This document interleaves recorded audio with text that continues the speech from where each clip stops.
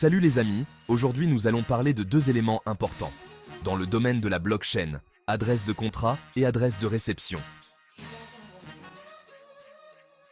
Dans l'univers de la blockchain, chaque ligne de code compte. Chaque détail, chaque caractère peut avoir un impact significatif sur le fonctionnement global du système. Un contrat intelligent, ce n'est pas seulement des algorithmes, c'est aussi des adresses. Ces adresses sont les points de connexion vitaux qui permettent aux différentes parties du contrat de communiquer et d'interagir. Ces dernières, parfois oubliées, jouent un rôle capital. Elles sont essentielles pour la bonne exécution des transactions et la sécurité des données. Elles définissent où envoyer les tokens, les informations et même les potentielles notifications d'erreurs.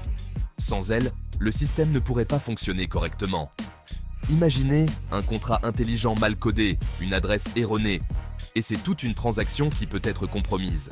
Les conséquences peuvent être désastreuses.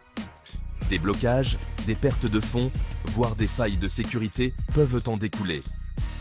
Une simple erreur d'adresse peut entraîner des pertes financières importantes et des problèmes de sécurité.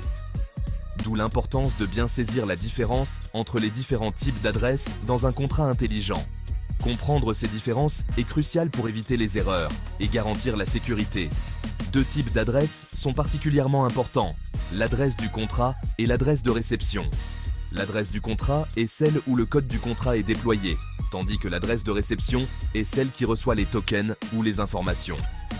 Connaître leurs différences, c'est s'assurer une exécution fluide et éviter les mauvaises surprises. Une bonne compréhension de ces adresses permet de garantir le bon déroulement des transactions et la sécurité des fonds. L'adresse du contrat, c'est en quelque sorte l'adresse publique du contrat lui-même. Elle agit comme un identifiant unique sur la blockchain. C'est vers cette adresse que seront envoyées toutes les interactions liées directement au contrat. Cela inclut les transactions, les mises à jour et les appels de fonctions. Prenons l'exemple d'un contrat de jetons non fongibles, NFT. Les NFT sont des actifs numériques uniques. L'adresse du contrat sera l'identifiant unique de ce contrat, là où seront stockées les informations sur les NFT, comme leur propriétaire actuel.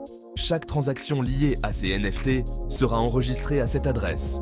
Autre exemple, un contrat de finance décentralisé, DeFi. Les contrats DeFi permettent des interactions financières sans intermédiaire. L'adresse du contrat sera le point d'entrée pour interagir avec le protocole, par exemple pour déposer ou emprunter des crypto-monnaies. Toutes les opérations financières seront dirigées vers cette adresse. L'adresse du contrat est donc un élément central qui permet de garantir une communication claire et sécurisée entre les utilisateurs et le contrat. Elle assure que toutes les interactions sont correctement acheminées et enregistrées sur la blockchain, offrant ainsi transparence et sécurité. L'adresse de réception, quant à elle, est l'adresse où un utilisateur souhaite recevoir les actifs ou les informations en provenance du contrat. Elle joue un rôle crucial dans la gestion des transactions et des interactions avec les contrats intelligents. C'est une adresse personnelle qui permet de récupérer les tokens, les récompenses ou les données générées par le contrat. Cette adresse est unique à chaque utilisateur et peut être utilisée pour diverses transactions sur la blockchain. Par exemple, dans le cadre d'un achat de NFT, l'adresse de réception sera l'adresse du portefeuille où l'acheteur souhaite recevoir son NFT. Cela garantit que l'acheteur reçoit son actif numérique directement dans son portefeuille sécurisé. Autre exemple, un contrat de staking. Le staking permet aux utilisateurs de gagner des récompenses en immobilisant leurs actifs dans un pool de staking.